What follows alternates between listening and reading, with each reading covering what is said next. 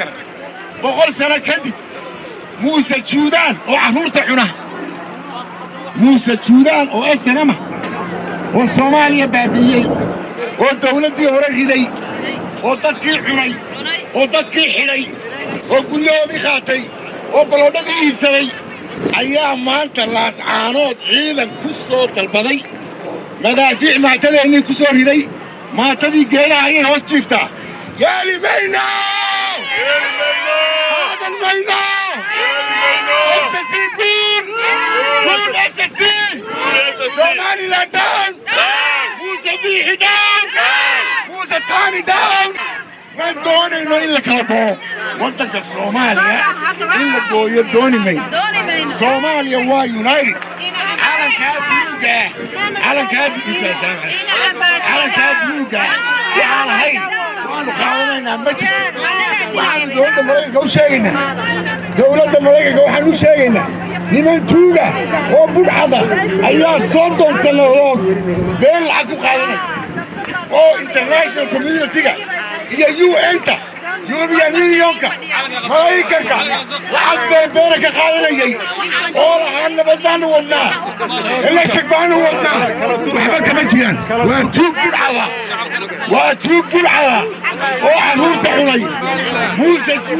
اسم تعالى للقوي اسكولا للقوي وعي كوبين سوماليلاند iyo dawladeeda annagu shicibka Soomaaliland ma haysano waxaanu haysanaa dawladda Muuse Juulaan madaxda ka yahay amarka uu bixiyay janasaylka lagu sameeyay laascaanood iyo gobolada SSC 30 sano ayay cunaqabatayn saarnay 30 sanadood ayaa cunaqabatayn la saaray 30 sanadood baa dadkooda la dilayay qofkooda wax barta madaxa laga tooganayay waa la xidhayay بايع مسلك ولا حيلي دتك ولا دديي ولا قديي دولكودي ولا قديي ما قادن كرنو او ما اقبل كرين waxaan dowladda Mareykanka u sheegaynaa annaga oo ka kala nimid gobolada Mareykanka ka nimid oo food garaynay oo Joe Biden u food garaynay oo xisbiga dimuqraadiga u food garaynay waxaan dowladda u sheegaynaa state department waxaan u sheegaynaa Anthony Blinken waxaan u sheegaynaa soo degto صندق وكالة وناكل من توغا وعهورت عنا ومنافقة ودوك عنا ومسبح الليل هذا وأمة حسوقة أي عمر بحيي المدافع لوضعه تتغيرنا والشعبة وقل يا ودي شوغا واسكول ذي تغا وشغولي كوني أنا وواحد بندي أنجلي مسبح هذا سوماليلاند هذا مريكان عندنا dadkii u food gareeyay madaxweynaha White House ka fadhiya Mr. Joseph Biden waxaanu codsanaynaa degdeg u codsanaynaa in caawimo degdeg la gaarsiiyo gobolada SSC dadkoodii geeday hoos fadhiyaan waa la qaxiyay inta ma jirto dawa ma jirto looma dul qaadan karo lagama aamusi karo lama qarin karo Muuse bixi hada Muuse bixi asalaam hada dadka eegi baan qaxiyay hal iyo habeen telefoon baan tudu taaganahay Mr. Blinken way maqlaysaa si fiican ii dhageyso dadka eegi baan qaxiyay US citizen baanu nahay Seattle baanu ka nimi Oregon baanu ka nimi Minnesota baanu ka nimi Ohio baanu ka nimi Washington DC baanu ka nimi we fought it for you annaga nagu fadhida xafiiska annaga ku fadhiisinay annaga ku fadhiisinay annaga secretary ka dhignay na maqal soo deg hadda soo deg وأنا لما خشع سنة سعيد بين الموسمين موسى بيحي عبدني كلينا أيام روحي سنة تنوبتي كده على SSC دات كده يجيب على النعيي دات كده يجي كده وصف الديان يقول لي هو دي ولا الدنيا إياه وهو ذا داوع صادق نمغل ما تشفتوا واحد اللي يلاحظوك كالكو هي الصومالي هي الصومالي There's only one Somali دخاتيتي بقى الدنيا دخاتيرتي بقى للدليا داوعي بقى للدليا وكاسا محمد حسني يا ما تختربوها داوع عبد الدويني كما دالي صغيوك يشغيني بيرفع باكو داي حق هذا هو وين الدوك واطس ما يفعل وحل الدلخ هذا كريو يروح ليالي كريو ما وحلو تونينا إن دولة مريكا قطاسو عطيسو إن أنا يجري وحل ليالي سوماليلاند sababtoo ah haddii reer somalilan tuu kalaa iman doonta berito dadka dili doonta isku diri doonta no more somaliland there is one somali no more somaliland somaliland hadhado no more somaliland hadhado muuse bixi hadhado asalan hadhado hala soo baxo hala joojiyo xasuuqa qaadan kari mayno yeeli mayno ma dulqaadan karayno maxaa dadka laga holayna dhulkoodii bay joogaan meel kale may aadin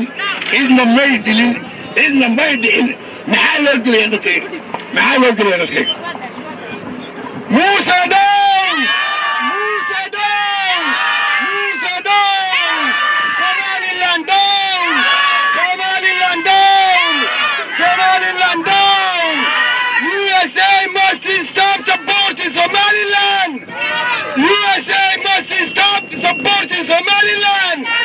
Somaliland is a tribe. It's a one crime. There's no government. They sacrifice for the people of Las Anod. We must stop. Somaliland must stop. Killing the children. Killing the kids. Women and children. maanta waxaynu isugu nimi inaynu taageerno muujinno arrinta ku saabsan Somaliland iyo waxay samaynayso Somaliland waxay samaynaysaa caruurtii bay xasuuqaysaa caruurtii bay dadkii bay leynaysaa guryihii iyo masaajidadii bay baabiinaysaa waxay baabiinaysaa masdaaristii iyo iskuuladii muuse waa in laga joojiyaa dhaqaalaha muuse waa in laga joojiyaa dhaqaalaha cashuurta taxi bayariska lagu bixiyo maxaa ku rabaa muuse la siinayo waa in la joojiyaa Musa must stop killing the children in Las Anod. Musa down! Musa down! Musa down! Musa down! Musa down! Musa down! Musa down! He's genocide people of Las Anod! He's genociding people of Las Anod! Somaliland down! Somaliland down! Somaliland down! Somaliland down! They must stop killing the people of Las Anod! They must stop killing the people of Las Anod! They genociding the people of Las Anod! They must stop! They must pull the troops out of the city! Musa down! Musa down! Musa down! USA must stop supporting Somaliland! USA must stop supporting Somaliland! USA must stop supporting Somaliland! They must stop supporting Somaliland! We are taxi bears! We are taxi bears! We are taxi bears! They must stop supporting Somaliland! They must stop supporting Somaliland!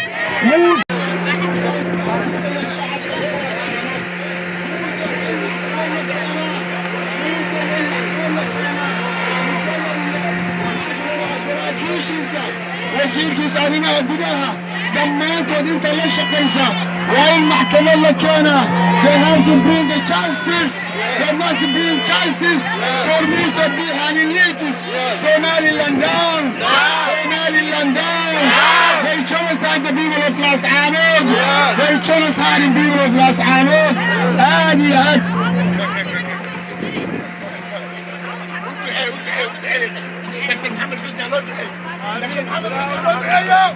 Assalamu alaikum. We're here to raise awareness the fact that our U.S. taxpayers are being used to kill innocent children and women. So there's a massacre happening in Las Anod, and our tax dollars are funding that. So we're here to raise that awareness. Somaliland is committing genocide. They've killed over 100 children and women, shelling hospitals, shelling infrastructures. So we're here to make that awareness. Somaliland needs to be held accountable by the United States of America. Somaliland down! Musa Bihi down! Somaliland down! Musa Bihi down! وحاصلنا واحد قدر ما جرى إسماعيل عمر قيل إسماعيل عمر قيل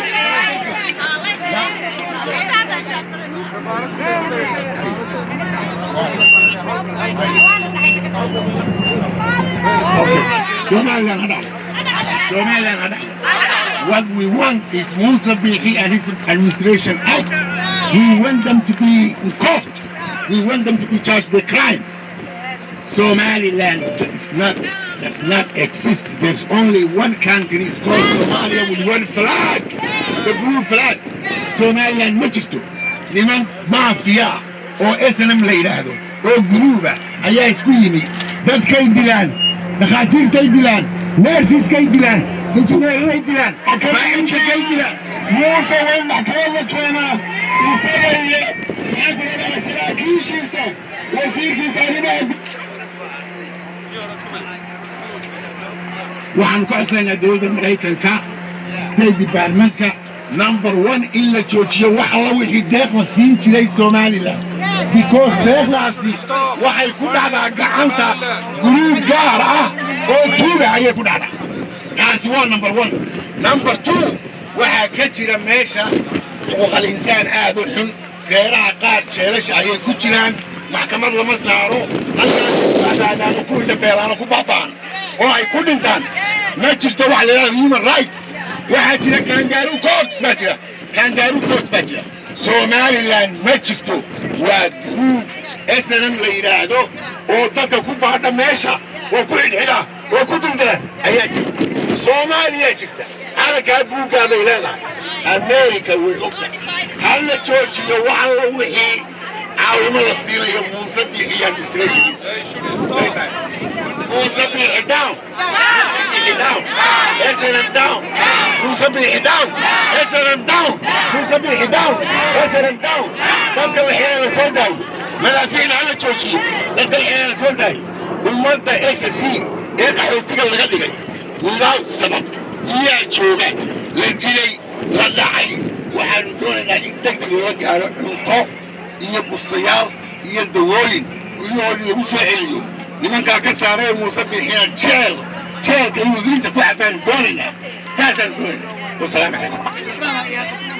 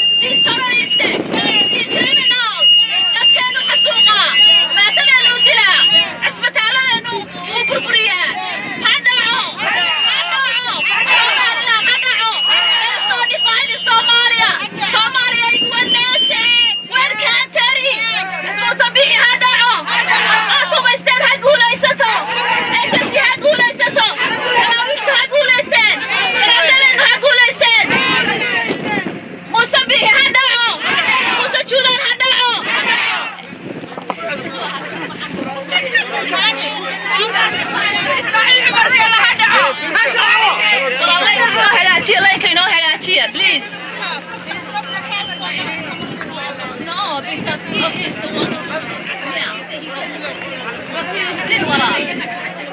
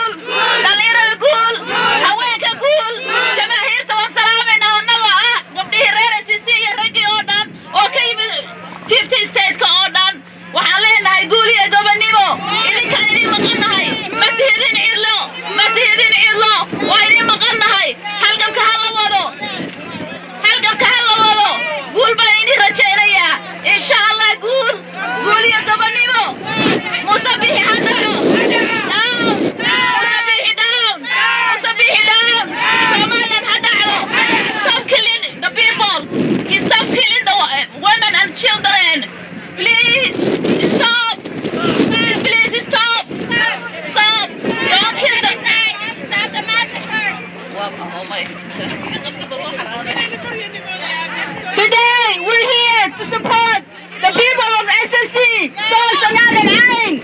Musa Bihi needs to stop. He needs to stop immediately. Killing our people. Our people fled. Our people are dying. Our children are dying.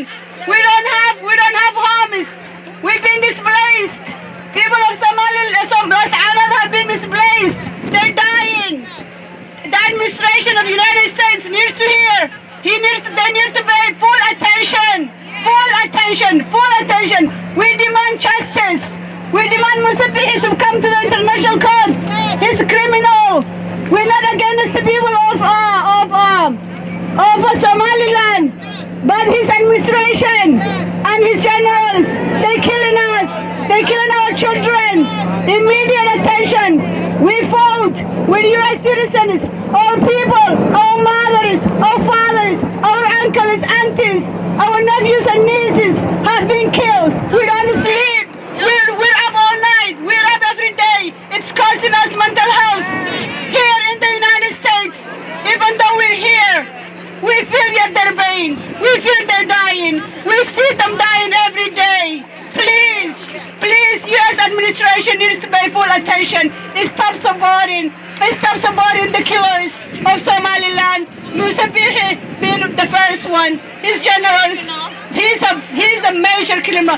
One day he has to be brought to justice in the international court.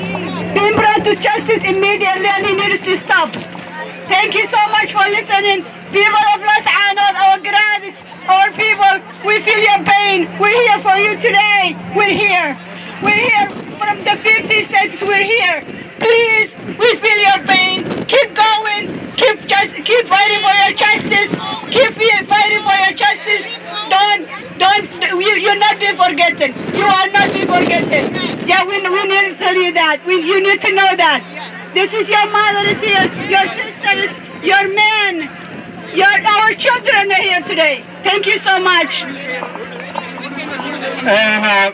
horta mid aynu samayno aynu kala durugno si videoga inoo qabto fadlan line dheer sameeya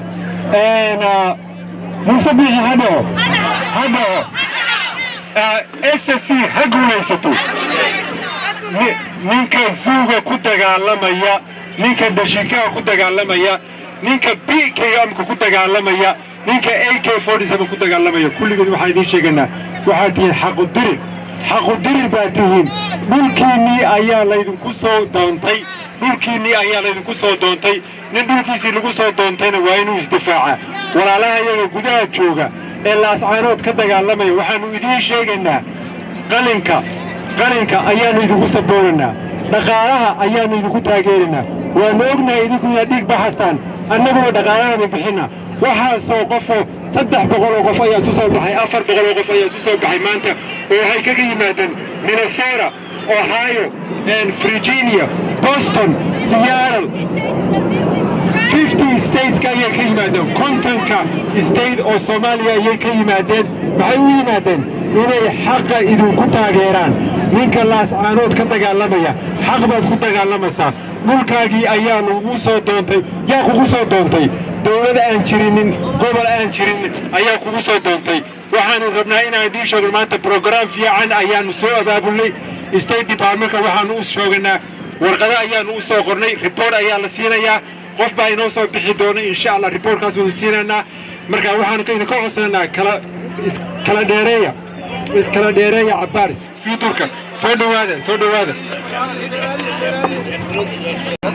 waxaanu halkan u nimi inaanu ku muujino shucuurtayada dadka inisanka ee laascaanood lagu laynayo iyagaan waxba galabsan carruurta odayaasha haweenka in la laayaa xaaraan weeye Somaliland xoog waxba kuma qabsan karto waxa weeye 500 oo kun oo qof baa ka barakacay laascaanood carruur baa bannaanka daadsan haween baa daadsan qasab laguma xukumi karo qofna Musa Bihi yeeli mayno Somaliland manihin we have rights inaanu anagu ahaano self determination ma yeelayno Musa wuxuu diiday baanu diidnay dowladda Soomaaliyeed buu diiday iyadoo qaran la yahay ayuu yiri la xukumi maayo anaa dalkayga xukumaya nama xukumi kara annagana waxa weeye waa ka soo horjeednaa American should stop funding Somaliland. They should help people of Seoul, people of Las Anod. They have to stop. waa ka soo horjeednaa musabix hadhaco musabix hadhaco Somaliland hadhacdo SSC ha noolaad Soomaaliya ha noolaad Soomaaliya ha midowdo we are one nation we are one people we are one nation we are one people Soomaaliya ha noolaad Somaliland ma yeelayno Somaliland musabix hadhaco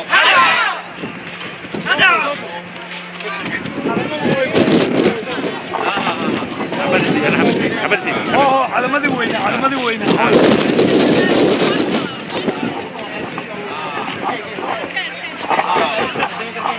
What do we need? When do we need it?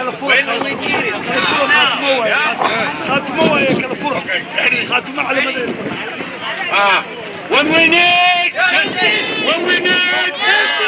What we need? Justice. What we need? What we need? Justice. What we need? What we need? Justice. waxaan idin sheegayaa meeshan aan joogno waa Washington DC waa in front of wasaaradda arrimaha dibadda waxaa isku yimi blue revolution people oo ka kala yimid Maraykan meel walba dadkani waxay u yimaadeen inay support gareeyaan the blue revolution ka bilaabmay Las Anod ka bilaabmay oo ku fidaya waddanka Soomaaliya jamaahiirta dhulbaantu waxay u taagan yihiin inay soo afjaraan maamulada yaryar ee dadka kala qoobqoobay maamuladan dadka xasuuqaya dadka xigaya dadka dilaya waxaanu ka soo horjeednaa xasuuqa Somaliland iyo musabixi ay ku hayaan dadka SSC xaqooda garay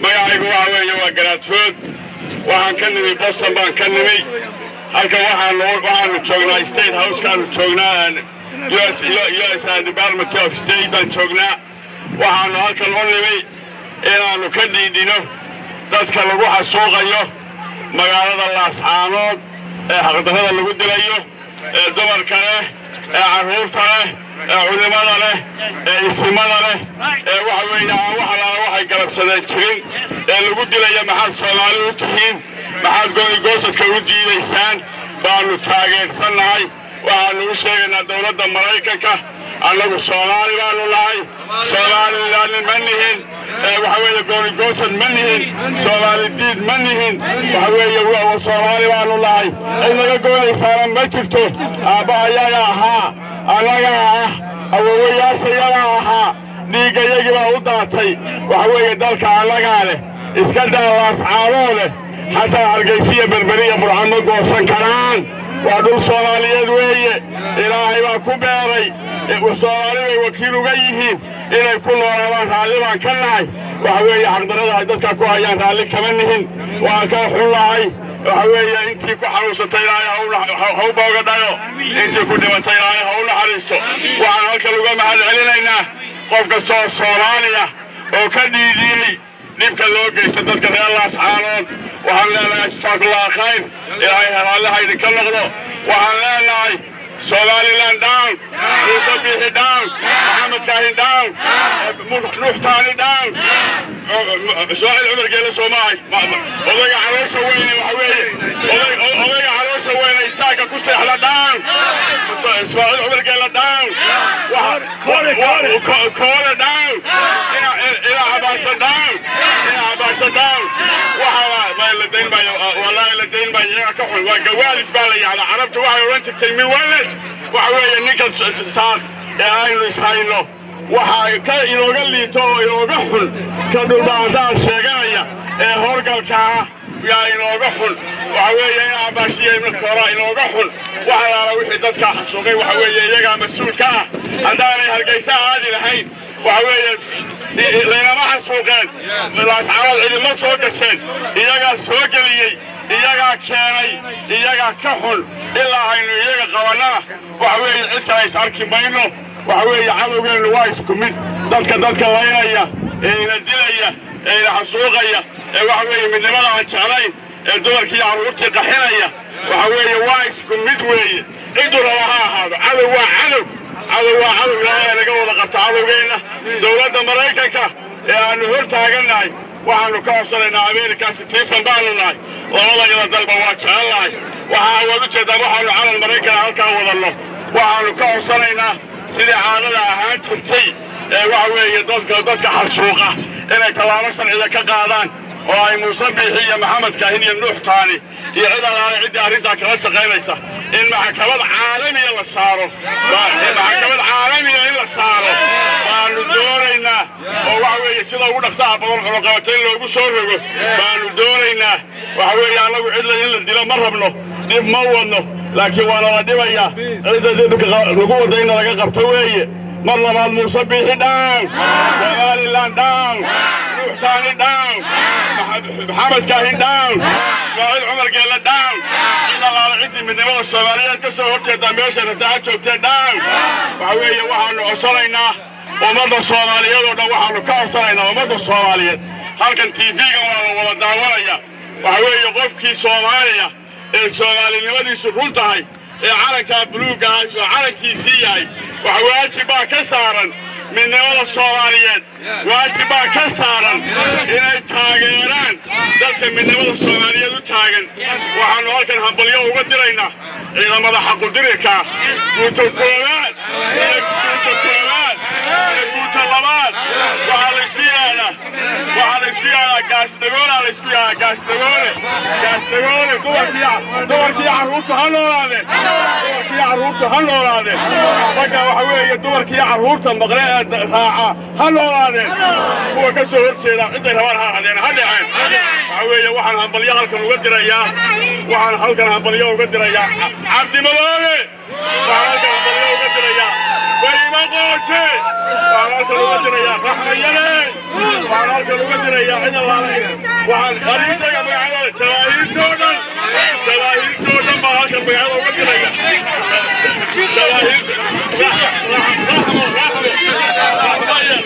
intii shahiiday waxa weeye waa shahiideen inta dhaawacanta ilaahay ha u boogadhayo waxaan idinka codsanayaa dadka halkan joogow waxa weeye qiila jabaan arrintani ma aha waxa weeye aan xoojinno waxa weeye dadkeennan waxa weeye dhibaatada aan la qaybsanno aan caawinno si guud iyo si gaar ahaaneed waxa weeye muuse waxaan odhanaynaa muusow waxa weeye terroristaa tahay waxa weeye annagu dhibkaaga ma rabno dhibka laga daa dadkanaga dhibka looga daa waxa weeye annagu iska daa qof soomaaliya in la dile xataa quraanjo in la dila ma rabno xataa duqsi in la dila ma rabno waxa weeye dadka aad qaxinayso waxa weeye boqolkii sano waxa weeye daraawiishi boqolkii sanoba kacdoon bay samaysaa kacdoon waxa weeye cid is hortaagi kartaana ma jirto waxa weeye haddii cid waliba isu timaado wallaahi kacdoonkaa bilaabmay inaan cidina joojinay muuse waad og tahay taariikhda dib u raac waxa weeye annagu dhibkaagama rabyo dhibka laga daa jamaahiirta ka guulaysan maysid waad sheegto maalinlawata wuxuu yidhi qoslaya oo waxa weeye xabaddi saa ugu socoto aan baqayn bay naftii noo keeneen oo meel walba naga saareen hadda waxa weeye annagoo qoslinaan meel walba kaa saarayna annagoo kooban mayna hargaysaan kuugu imaanaynaa waxa weeye laascaanood iyo dhulka SSC waxa weeye noo dhaaf garaadadayadii baa ku yidhi annagaa ku leh dumarkii baa ku yidhi carruurtii baa ku yidhi annagoo maraykan joogna iyo qur baa ku leh waxa weeye muusowna dhaaf adiyo horgalladaaduma la dhaafa waxa weeye nabadgelyo lagu dhaafa waxa weeye intiina kala gaadhay hayna kala gaadho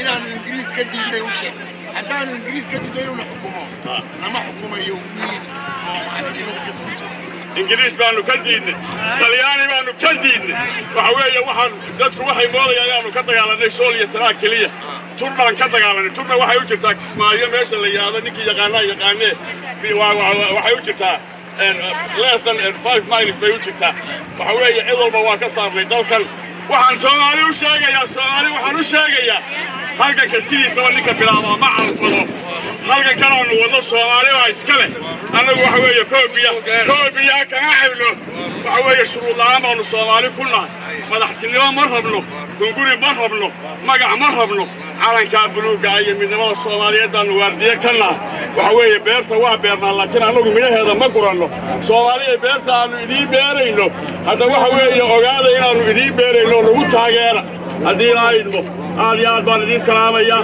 Soomaaliya guul midnimada Soomaaliya guul SSC guul jamaahiirtu guul Soomaaliya guutalada gaashdagoola guul inaad alayta halgamaysaa guul cadowga Soomaaliyeed meeshuu raba ha jooge cadaan iyo madow shisheeye iyo sokeeye mid muuqda iyo mid isqarinaya intuba down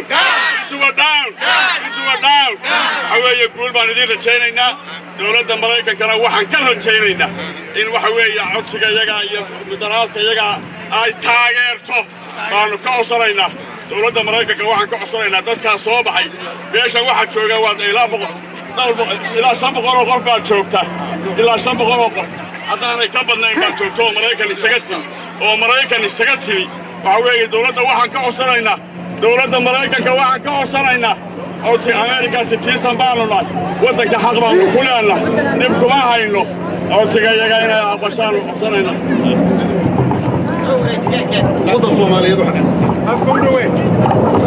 ummadda Soomaaliyeed waxaan u sheegaynaa qadiyaddan inay tahay qadiyad Soomaaliyeed maaha qadiyad Roorsool leeyahay maaha qadiyad dhulbaanta leeyahay maaha qadiyad reer Fiqshini leeyahay waa qadiyad ummadda Soomaaliyeed leedahay waa qadiyad ummadda muslimiinta leedahay qof kasta oo damiir leh oo Soomaaliya qof kasta oo damiir leh oo mataqaana ku nool geeska Afrika Soomaaliya qof kasta oo bini aadan waa qadiyad damqasa waa wax ummad aan waxba galabsan masaajidadii baa la duminayaa malcaamadii baa la duminayaa cusbitaaladii baa la duminayaa Soomaaliya marka waxa weeye qadiyadaasi waa qadiyad Soomaali qofka Soomaaliga ama ha jooga Nagayl ama ha jooga Kismaayo ama ha jooga mataqaana Raas Casayr ama Raas Kaambooni waa qadiyad xil ka saaran yahay gaar ka saaran yahay weeye waa qadiyad mas'uuliyad waxa laga yaabaa dadka qaar inay yiraahdaan waa qadiyad qabiilay maaha qadiyad qabiilay qof kasta oo Soomaaliya waajib saaran waa unity-ga ummadda Soomaaliyeed laba fikradood baa meesha ku ardamaya waa fikrad midnimada ummadda Soomaaliyeed iyo fikrad kala goynta iyo waxdada iyo kala dhantaalka ummadda Soomaaliyeed mataqaana waxaanu leenahay Muuse Jooji xasuuqa aad ku wado SSC Soomaaliya dowladda Maraykanka waxaanu leenahay inay arrinta wax ka qabato joojiso caawimada iyo quudinta ay quudinayso wabillahi tawfiiq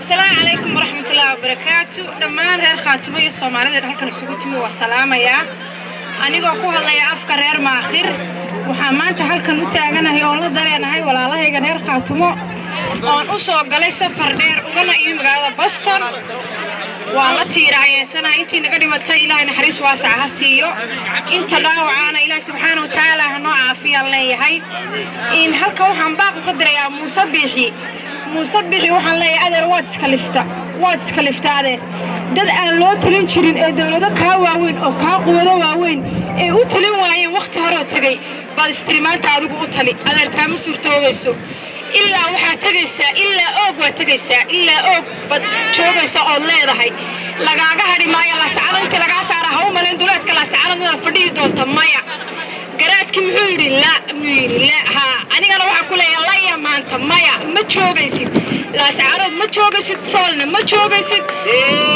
baad tagaysaa waxaan kaloo halkan ka bogaadinayaa oon hambalyo uga dirayaa garaadadayada waxaan leeyahay raadka garaadada ninkii ka guda isaga unbaa guuldaraystay garaadadayada waxaan leeyahay noolaada halgankiina halkaa ka haya oo ku faraxsanaya dhulbaanta midoobay ama reer khaatumo ama SSC midooday waan ku faraxsanahay ciidamada qalabka sida ka BKM ka ridaya ka dhishiikaha ridaya ka hoobiyaha ridaya ka ridaya waxaan leeyahay hambalyo halkaa ka haya halgankiina jamaahiirta SSC hambalyo دمانتين همبلية مقعدين موضوع سكر السلام عليكم ورحمة الله وبركاته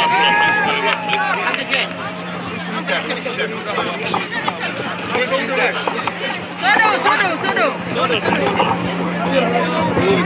بس سيب that بسم الله السلام عليكم dadka isugu yimid dhamaan halka waan ka wada salaamayaa 50 state baa la isaga yimid waxa la isugu yimidna maaha ciyaar time-ka yagu waxaanu halkan u gelinay waxaanu halkan ku support garaynaynaa dadweynaha iyaga sool iyo sanaag cayn ee ku dhibaataysan dhulkoodii halkan waxaan ambaarayn dusha uga tuurayaa Muuse Juudaan Soomaaliya dad badan baa degan dad fiican baa ku nool dad aad u qaaliya ku nool inta xun waxaanu leenahay down inta fiican waxaanu leenahay kor guul waxaanu halka ka salaamaynaa dadweynaha iyaga sool iyo sanaag iyo cayn waxaanu leenahay guul iyo midnimo guushii waanu haynaa gacanteena noogu jirtaa inta naga naxasay nafta waa waxaanu halkan ka salaamaynaa jabaabiirtayadoo dhan meel kastay joogaan Muuse Juudaan wuxuu nagu sheegay inaanu nahay argagixiso ma nihin aday kugu kooban tahay ninkii sheegaana laga duldeeyaa garaadadayada waxaanu leenahay ilaahay hayna siiyo caafimaad guul baanu idin leenahay waxaanu idin leenahay guulaysta oo midooba waxaanu leenahay dadka iyaga oo dhan meel kastay joogaan ilaahay ha qadariyo qiimiyo qadarin baanu ilaahay uga baahannahay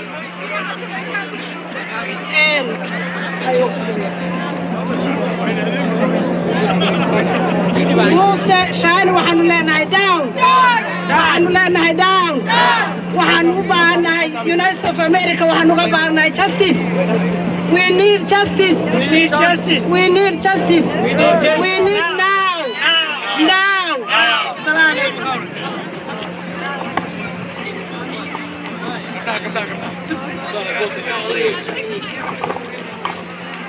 Assalamu alaikum wa rahmatullahi wa barakatuh. My name is Saeed Adam. I'm from Somalia. As you can see my board today, I'll be speaking in English. The main purpose that we're here is to make sure we are speaking Secretary Blinken to make sure he focuses the attention in Las Ano. What's happening up there is almost a genocide. We're not speaking based on a tribe. We're speaking one Somalia. And I say this one. وَلَا تَرْكَنُوا إِلَى الَّذِينَ ظَلَمُوا فَتَمَسَّكُمُ النَّارِ. If someone attacks an entire city, destroys mosques, hospitals, children, elderly, what do you do with it? Do you keep quiet? No. We will speak against it, not based on tribe, but based on a nationality as a Somalian. If Las Ano will attack Hargeisa, we will support Hargeisa. But today, Las Ano is under attack. Constantly, there have been many fake peace and ceasefires that never materialized. We are calling the Secretary, the State Department, especially Secretary Blinken, to make sure to intervene, the United Nations, the IGAD, and all international organizations to give attention to this matter. There, as we speak right now, people are dying, children are dying, mosques has been destroyed, hospitals have been bombarded. Please pay attention to this. I'm also talking to the Somali community. Wherever you at, please do not separate us. Somalia is one. We are one people. We will not be separated based on tribe. We have one religion, one language, and one nationality. I'm encouraging the President of Somalia to not be silent. Empty rhetoric is not going to work. We need an action. Thank you very much.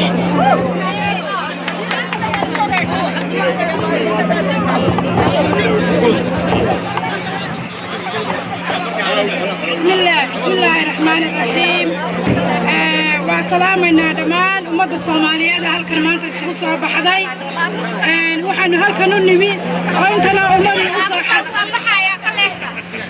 هالكن وحنا نمي أمد الصومالية وهذا من سوق يعني تمام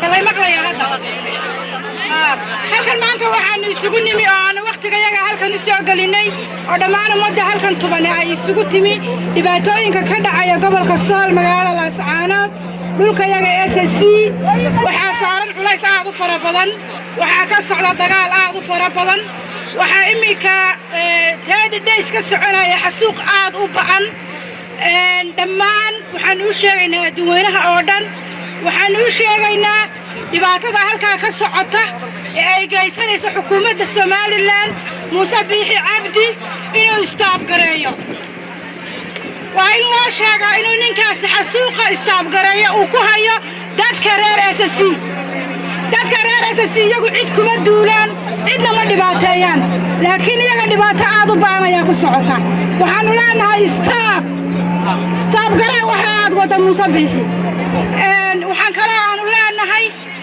waxa meesha ka socota duqayn aad u ba'an oo aan la dhaafin xarumaha biyaha xarumaha caafimaadka xarumaha waxbarashada xarumaha cibaadada meel la dhaafay aanay jirin dadkii oo dhaawaca oo oxygentii ku socoto oo korontada laga daminayo waxaa socota dhibaato aad u culus wax bini'aadanimada ka baxsan ayaa ka dhacay dhulkayaga waxaanu leenahay سؤال سنة عن عين SSC وين يهلان حرية وين لقى قادة عليسكا وين أنه هلا freedom we need freedom ونلعب عن freedom وحالا قادة حرية دولة حق أولها عيان وعن هكذا سنة أقود بنا يا فرين مدحونا الصومالي حسن شيخ محمود مدحونا واد مهد سنتهي hawlaha faraha badan ee aad qabatay laakiin wali annagu waxaan doonaynaa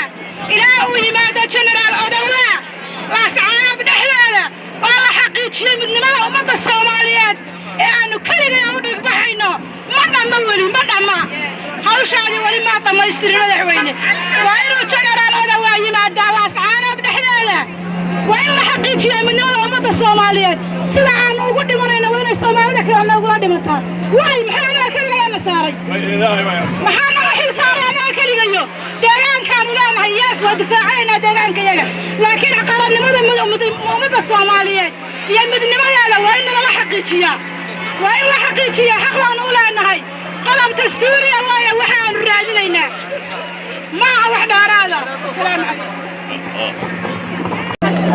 We are here to raise awareness of the massacre that's taking place in Las Anod, Somalia. The same thing is happening in Ukraine. We know the international media stood up for Ukraine children, and we've seen the media saying there are European kids.